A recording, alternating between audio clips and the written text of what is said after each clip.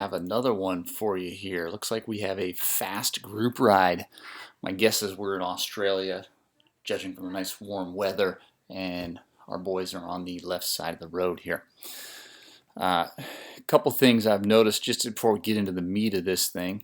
Let me point out one thing here that I noticed in a lot of group rides and a lot of the videos. I'm usually finding someone in here doing that, and that is, if you're in the group, you got a wheel in front of you, you should have a finger on your levers. If your bike fit isn't such that that isn't the most comfortable position where you have one finger on your lever and you're on your hoods, that should be the place you spend most of your time anyway, regardless of a group. You need to get your bike fit sorted out, because that should be a no-brainer. Just having a finger on the lever and just being able to feather those brakes, just tap them. Like my guy back here, he's got a finger around the lever. That's fantastic. Okay, back to what's going on here. Looks like we're hammering pretty good as the group seems to be rotating single file, and guys are dropping off the front. Man in yellow here is just pulling off the front and is now drifting to the back. And we'll see another rider in a second roll up and roll back to the back. So this guy, I don't know, he's kind of got a pretty big gap. So I don't know if he's just barely hanging on or what. But you know, it looks like they're smashing, at least for their group. This is a pretty good pace for them. You know, this guy is actually getting out of the saddle, which is fairly common. As you pull off the front, a lot of people don't realize the hardest effort is yet to come. If your group is strung out and you're flying and you're rotating like this, just one guy at a time, doing, you know, pulling for 20 seconds, 30 seconds, a minute or whatever, a lot of times the hardest effort is getting back latched onto the back. As you drift back, you tend to slow down too much, and then you got to sprint your eyeballs out to get back on. So this guy's making a good call here, and he was out of the saddle there, just kind of smashing it. So here, second thing I want to notice, that I want to point out here, is the group is now changing from this shoulder they were on up here, and they're crossing this median shoulder-ish kind of thing. You know, there's some reflectors across a lane, which I'm assuming this is an on-ramp here, and their destination is this shoulder over here. Whenever a group is kind of making that kind of transition, there's a lot there. The surfaces are changing, the conditions are changing. You know, this median is probably dirty and riddled with stuff. There's reflectors. There was that curb back there. I don't know if you saw that as they went by. There's a curb right here, you know, and there's weeds growing out, so it's probably a pretty big crack. So there's a lot going on. Here's that curb as they cruise by here. There's just a lot going on, and one thing I like to stress is, in situations like this, when it's not just a smooth road and everybody's plotting along, there's a change in what's happening. You should let the gaps open up a little bit more, maybe stick yourself out so you can see, because in this situation, number one, above everything else, is take care of yourself. Okay? You need to know what your wheel is about to run over. There's a lot of changes right now, and what happens is there's this kind of, you know, lemming group. I'm just following the wheel. You know, maybe it's because I'm barely hanging on and we're smashing. I fear I'm going to get dropped, so I'm just going to just suck to that wheel as best I can, head down. Or, you know, you're just not paying attention or whatever. But when these kind of changes are happening across all this, you know, lateral movement they're doing in the group, you should take care of yourself first and foremost, okay? And it seems like the guy that's actually, this is the guy I'll tell you right now, this is the guy that's going to crash. He seems to be doing that because the cameraman is in front of him, and is making his move over, and this guy's moving over a little slowly. So right now I'm assuming that guy is seeing his own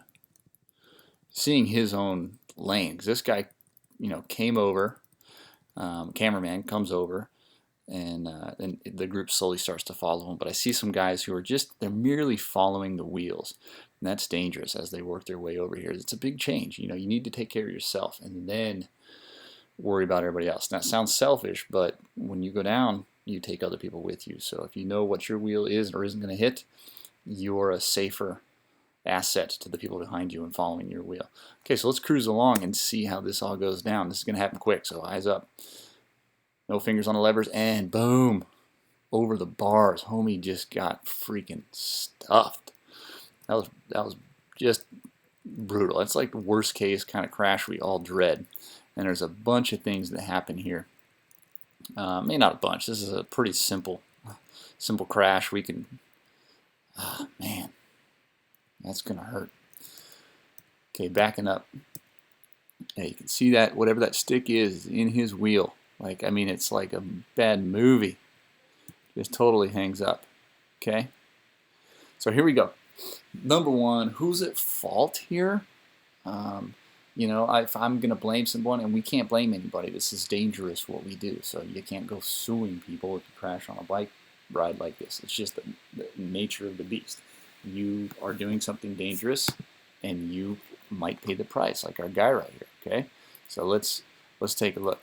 I think number one, first and foremost, if it's anybody's fault, it's the guy. It's cameraman or whoever is in front of cameraman. When there's something that messy, I mean, when we get a look at it here, it's a pretty significant pile of things.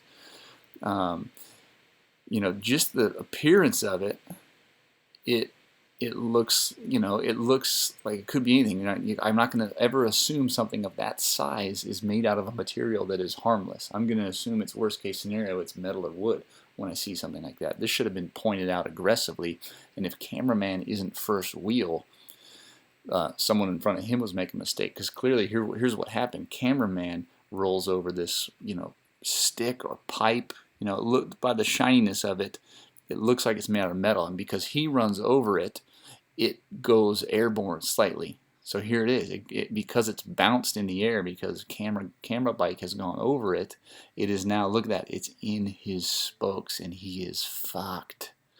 Okay, doesn't even know it yet. I mean, he's run over it. He's hoping, you know, this is gonna be okay. But man, it's, I mean, that's game over right there.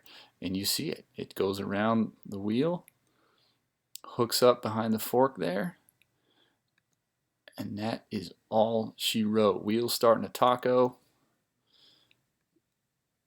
Boom. He's in this is gonna hurt phase. Hasn't even had a chance to get off the bars. Gets airborne enough to actually get his hands free. But it looks like with that speed, he rolled so fast that he didn't completely take a header. But yeah, he went down, and that bike is going airborne. Props to the guy in the red back here. He's a freaking ninja. Look at this. Look at this move right here. I mean, this is it. I mean, something to learn here for everybody. When there's a crash going down in front of you, you have one of two options. You cannot do both. You either commit to grabbing all the brake you can, leaning back and hoping for the best and stopping, or you steer through there. If you do both, you're definitely going down. If you hit the brakes and he makes this kind of move, he's sliding out or high siding or any number of things. But this is some black magic this guy pulls right there. He makes a little contact, gets a foot out, saves it, and just rides it out, goes up on this bank. There's that bike cartwheeling down the road, and man, he goes up into the dirt, and just that guy's guardian angels are watching out for him big time.